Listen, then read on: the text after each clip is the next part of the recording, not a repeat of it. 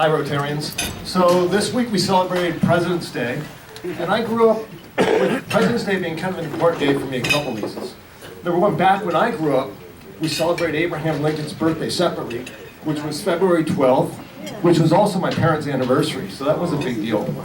The other thing is President's Day, we often had days off school, and I was an avid skier, so I got to hit the slopes, and those are my main memories of President's Day. But in the honor of President's Day this week, I figured I'd give a few quotes from past presidents. And, well, some of these presidents I don't even know politically, so I don't know if they're good or bad. But I thought the quotes resonated with Rotary, so that's what the background is. John Adams, to be good and to do good is all we have to do. John Quincy Adams, if your actions inspire others to dream more, learn more, do more, and become more, you are a leader.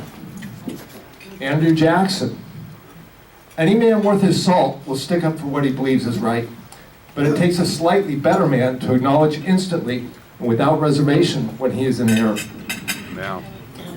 Martin Van Buren, it is easier to do a job right than to explain to others why you didn't. That's right. Andrew Jackson, if you always support the correct principles, then you will never get the wrong result. Here's my favorite, Teddy Roosevelt. If you could kick a person in the pants responsible for most of your trouble, you wouldn't sit for a month. And finally, Harry S. Truman. It is amazing what you can accomplish if you do not care who gets credit. Thanks, Rotarians.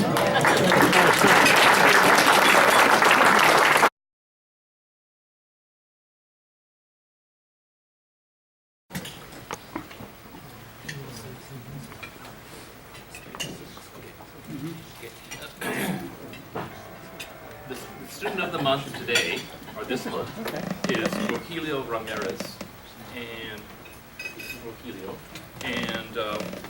we'll present some things after a few more talks. Okay. Thank you, Hank. Madam President, Rotarians, all the guests. I'd like to thank Will. Will, thank you for those kind words. Now I understand why my rear end hurts. So thank you for reminding me of that. But Rotarians, thank you for all the great work you do throughout the world. You know, particularly Dalval High School. I know we've been the recipients of many grants, the Livermore Valley Joint Unified School District, and for that I'd like to thank you. Today we have one of our finest students. His name is Rogelio Ramirez. So without any further ado, I'd like to let Rogelio take the mic.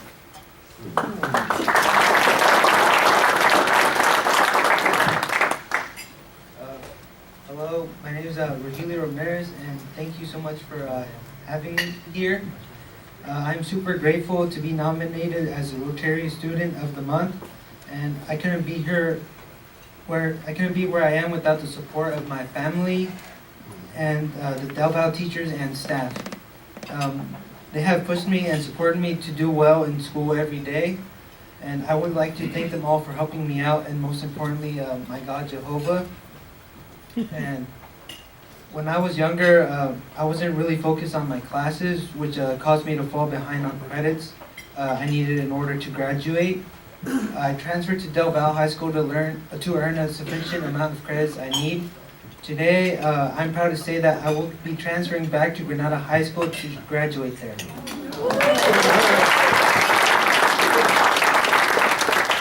And my plans for my academic future are to attend Las Positas Junior College and work on my general education until I know what major or career choices I might take.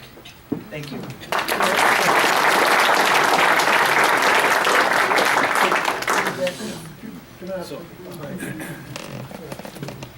So Rogelio, we have a plaque here for you in honor of your being Student of the Month, and then a number of the merchants throughout the city have given a number of coupons and whatnot for all sorts of goodies that you can get. Thank you. Okay. All right.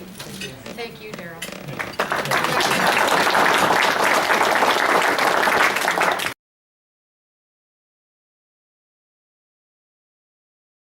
so much our opera over the years.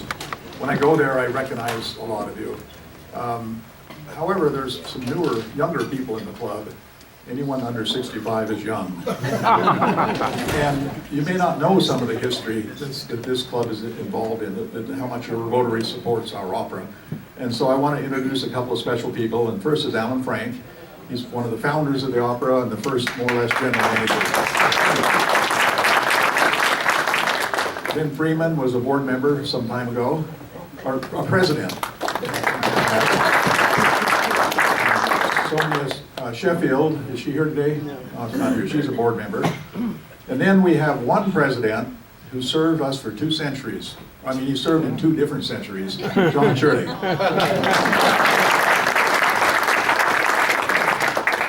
So I'll be real honest. We're here to present entertainment and also to entice you to go to the theater and buy tickets. One thing is, all of our costs are up front. So if you buy a ticket to an opera, it's like giving us a donation. It just goes to the bottom line.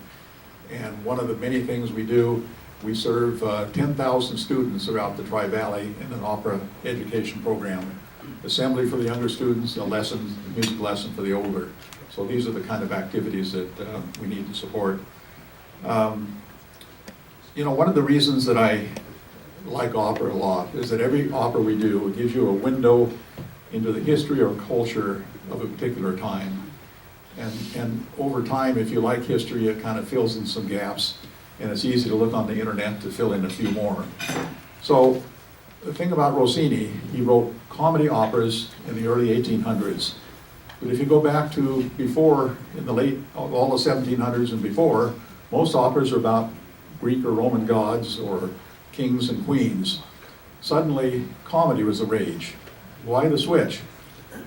Well, it kind of began in some ways with the American Revolution when we threw off the King of England. Much more importantly, the French Revolution threw off the king and queen and sent them to the guillotine. In the year 1910, Napoleon brought his army into Italy and occupied Rome. And that was chronicled in the opera Tosca. Tosca. So anyway, when Napoleon took over, Rossini was 10 years old. So he built, and he started composing operas at age 10. But at this time of turmoil was when he was in his prime, and you couldn't really write an opera about kings and queens. Just too hot politically. So what do? They turned to comedy. And he happened to be the best in the crowd. And the opera that you're going to hear excerpts of today, Barber of Seville, is considered his best opera. So it's quite historic and quite interesting. On your tables is what we call talking points. It's kind of aimed at beginners to opera, people who have experience and who are opera buffs. I'm not going to read these 15 points, but I do want to say, for those who are new to opera, they say, well, what's opera? We like to say it's like a Broadway musical on steroids. And one main difference is you don't mic the singers. They learn how to sing from the throat, and they can sing to 4,000 people at the Met. And I think our 2 singers today have been to the Met and filled the Met with their voices. So I'll let you read these.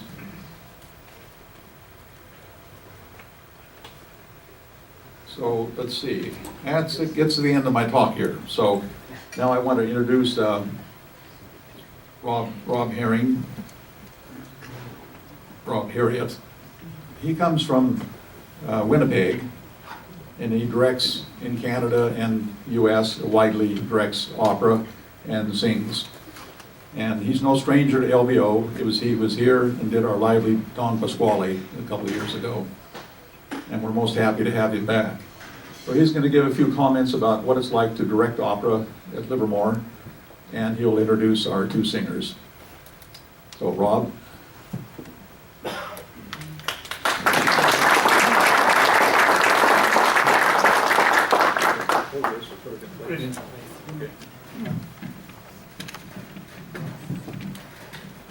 Great, thanks, Jim.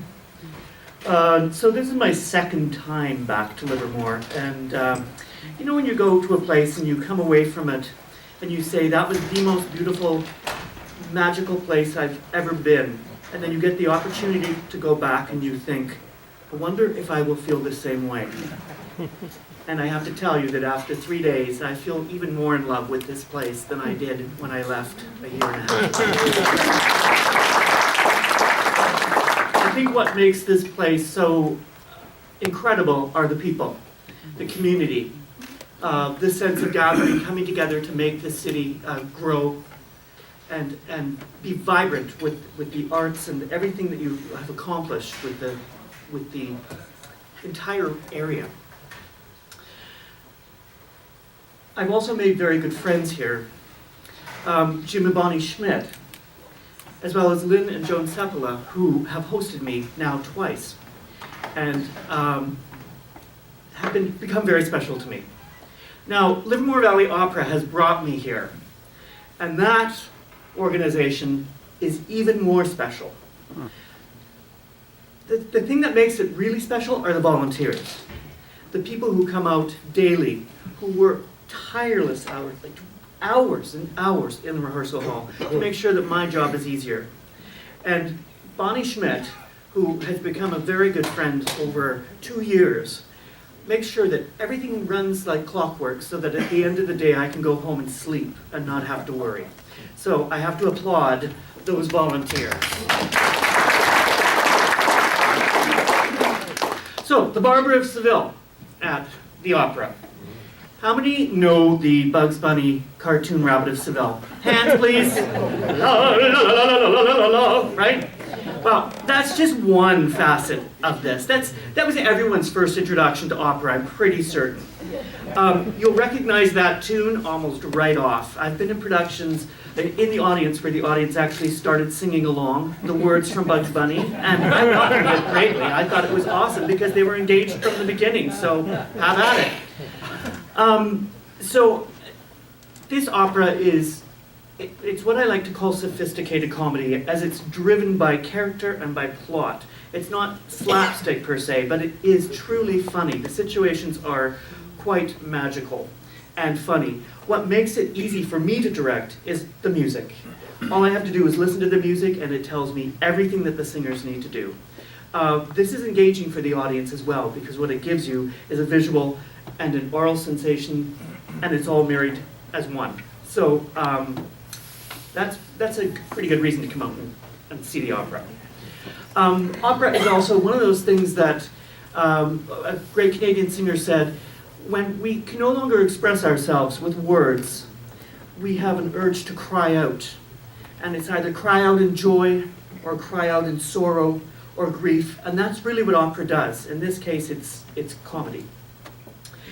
Barber of Seville had a disastrous debut, but Beethoven said, as long as Italian opera is performed, this will never stop being done. So that's another reason to come out. Great piece. Also, last, surtitles. It's in Italian, but you will understand everything that's being said because it will be above your heads in the stage. Last reason to come out, we have a fantastic cast put together by artistic director Erie Mills. And now I'm going to introduce two of those cast members. First, Thomas Glenn, a Grammy Award-winning tenor, enjoys singing bel canto roles, including Count Almaviva in Rossini's Il Barbiere di Siviglia, Lindoro in Italian Girl in Algiers, and Ferrando in Mozart's Così fan tutte.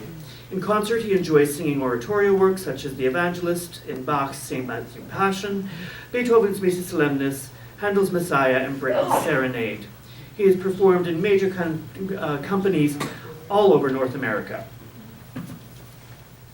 And Peter Strummer is no stranger. He played Don Pasquale in the last season's production of Don Pasquale. His extensive career has taken him to the stages of the Metropolitan, San Francisco Opera, Teatro dell'Opera di Roma, the Canadian Opera Company, and many others, including Teatro del Zarzuela in Madrid, l'Opera de Montréal, Seattle Opera, Dallas Opera, New York. As you can see, it goes on and on and on. To accompany these singers today, and they will introduce their own pieces, is Bruce Olstad, assistant conductor, chorus master, rehearsal pianist, is also chorus master for Sacramento Opera and West Bay Opera. He has conducted opera for San Jose, Open Opera and Lyric Theater of San Jose. was assistant conductor for West Edge Opera and West Bay Opera. He teaches at the San Francisco Opera Guild and music director of the Unitarian Universalist Church of Palo Alto. So I invite you to come on up, and they will introduce their pieces to you.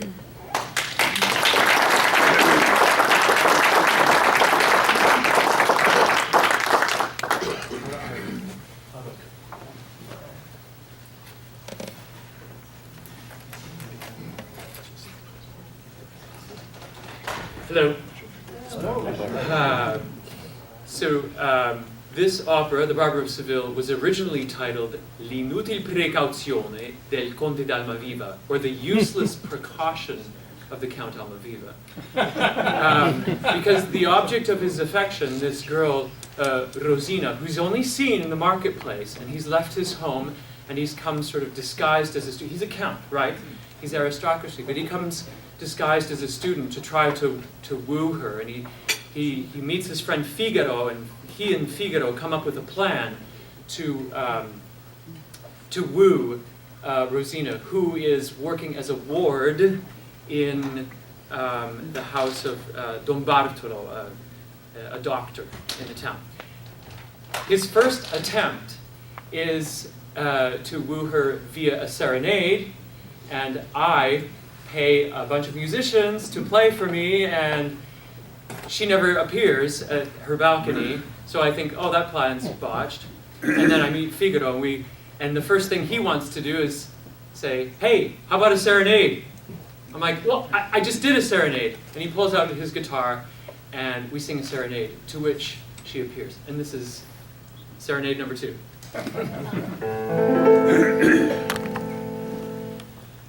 Sei il mio nome, saper voi bramate, dal mio labbro il mio nome ascoltate.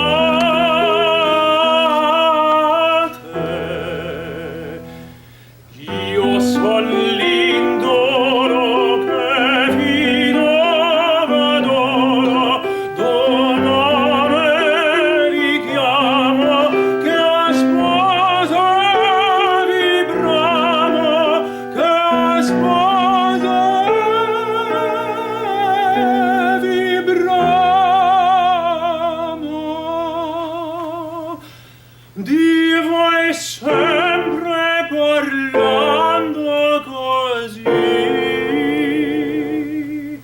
dall'aurora al tramonto del dì, dall'aurora al tramonto del dì.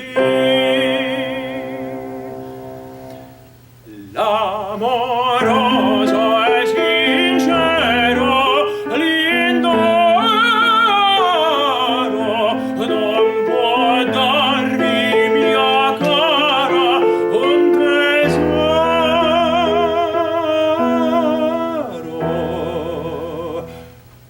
Ricco non sono, ma ancora vi dono d'un'anima amante, che fino e costante, che fino e costante. Per voi sola sospira così, dall'aurora al tramonto del dì, dall'aurora al tramonto del dì.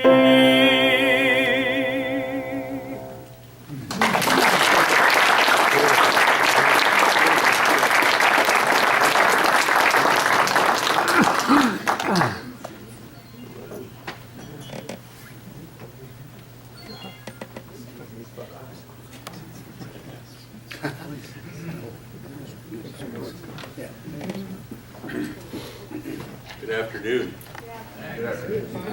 So I want to point out really quickly, kudos for Bruce over there, who is standing up and playing without a music stand. Doing my Jerry Lee Lewis, right? And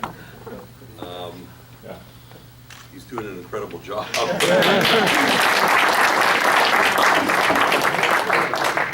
So, I just wanted to give you a little bit of background. You know that there was this guy by the name of Pierre Augustin Caron de Beaumarchais, and he wrote a trilogy of Figaro, which started off with The Barber of Seville, and then went on to The Marriage of Figaro, and then went on to La Mère Coupable, which was the guilty mother. And all three pieces were actually set to operas. The first one, The Barber of Seville, was done by Rossini, and the second was by Mozart, and the third was by a French modern composer by the name of Darius Milhaud. And the first two are the most popular, of course, and are done the most and have been ever since they were first composed. I sing the role of Dr. Bartolo, and instead of giving you the Rossini Bartolo today, I'm going to give you the Mozart Bartolo. Just because you're going to get a chance to hear, when you come to the theater, you'll get to see the Rossini Bartolo, which is very pyrotechnical in form, and this one is just a little bit different. Bartolo in The Barber of Seville has been thwarted left and right by the Count Almaviva and by Figaro. And so consequently in the second opera, The Marriage of Figaro, he gets a chance to sing a vengeance aria against everybody that's there, and that's what I'd like to present to you. By the way, we have here, as I said to you, Pierre Augustin Caron de Beaumarchais was the author of the plays. His father was also Augustin Caron, and as a result,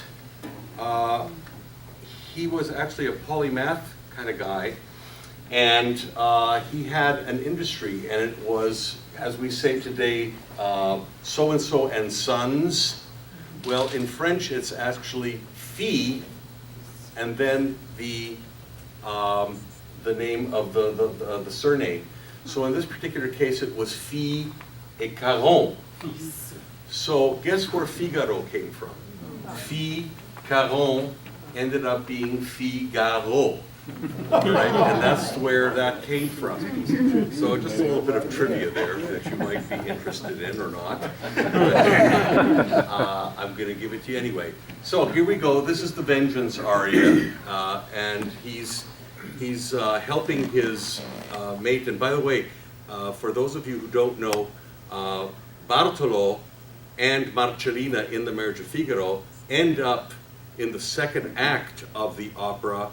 We discover that Bartolo and Marcellina are actually father and mother to Figaro. And it's a very comical scene. But at this point in time, when Bartolo sings this, he does not realize that, and he just can hardly wait to give all the vengeance that he can to Figaro and Almaviva. And I hope we can keep this gentleman here awake. Maybe not. If anyone can. All right. La vendetta. Oh, la vendetta. Il piacer serbato ai saggi. Il piacer serbato ai saggi.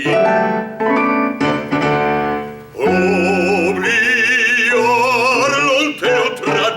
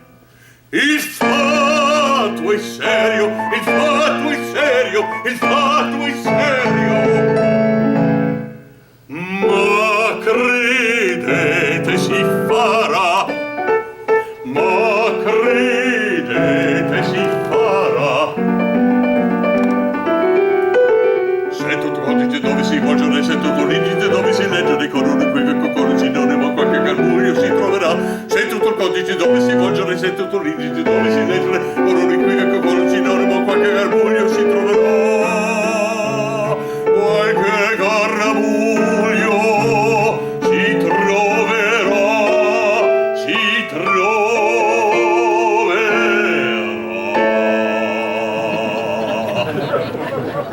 Tutta Siviglia conosce Bartolo, il birbo Figaro, vostro sarà. Tutta Siviglia conosce Bartolo, il birbo Figaro, vostro sarà. Il birbo Figaro, vostro sarà. Il birbo Figaro, vostro sarà, vostro sarà, vostro sarà, vostro sarà.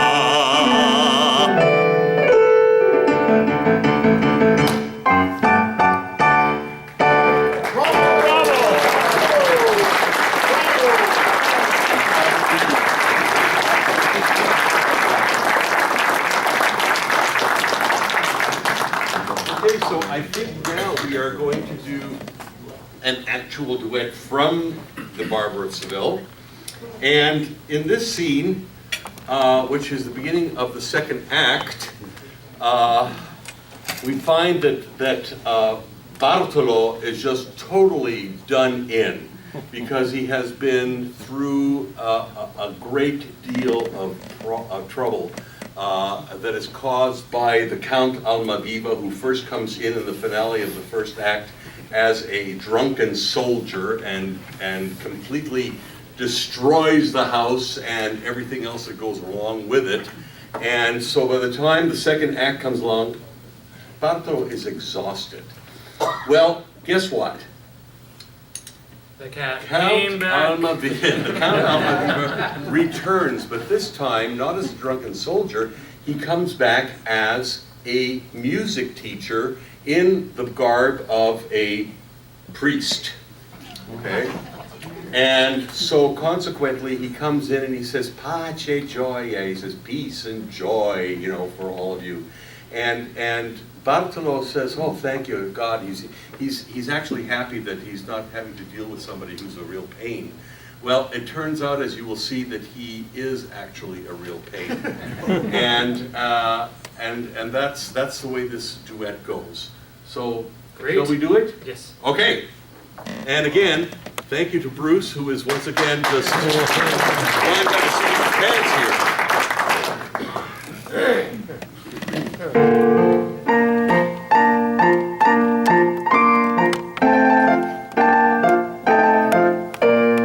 Pace, gioia sia con voi. Mille grazie, non si incomodi. Gioia e pace per 1000 anni. Obbligato, in verità.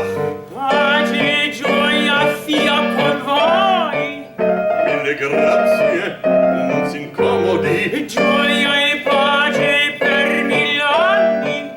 Obbligato, in verità. Questo foto migliore. Ma se tu patata foto. Non reviso, non ricordo. Anche per questo ballotto. Ma quel volto, ma quel volto. Allora se adesso mi metto. Non capisco chi sarà. Mi visto sarà, mi sarà, mi sarà. Gioia e pace, pace, gioia. Ho capito, ho quel che noia. Bendico e pace, gioia. Basta, basta, basta, basta, basta, basta, per pietà. Bendico Pace. e pace, gioia. Ho capito, per pietà. Gioia. Che sarà? Pace, gioia. Ho capito, per pietà. Questo foto non mi Io gnocco. mi chiamo non conosce. Non reviso, non ricordo. Ma sei come data Ma foto? quel volto, ma che volto. Oh, mio bella Bonisa, Pace, gioia, per pietà. oh, mio bello Bonisa, mi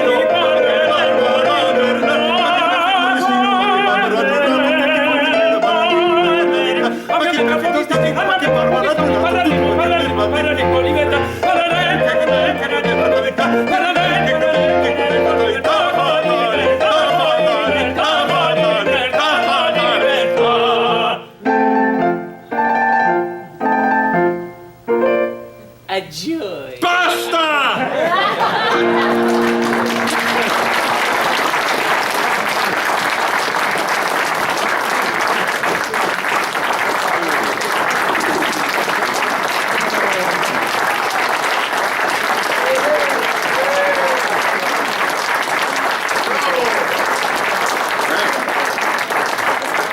think we have time for one or two questions. If anyone would like to ask these gentlemen anything about the opera or anything.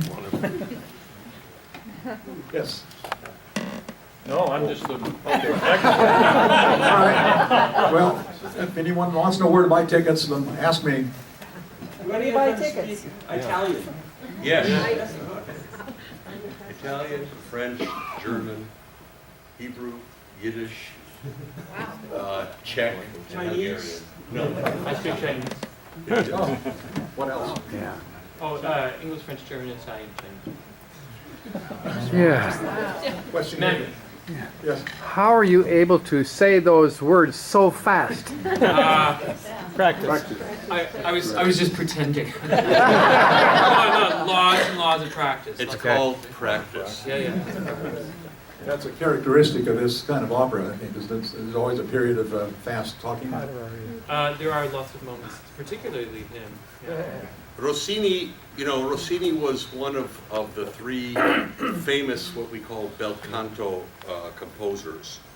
And they didn't know they were bel cantists. That was a term that was used in the 20th century, and we didn't know, they didn't know they were bel cantists.